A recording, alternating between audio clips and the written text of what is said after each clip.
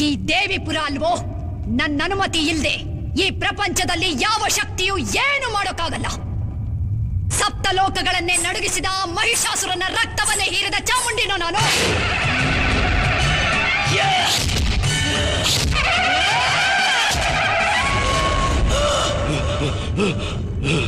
ದೇವಾದಿ ದೇವತೆಗಳನ್ನೇ ಹೆದರಿಸಿದ ಚಂಡ ಮುಂಡರನ್ನೇ ಸಂಹರಿಸಿದ ಭದ್ರಕಾಳಿನೋ ನಾನು.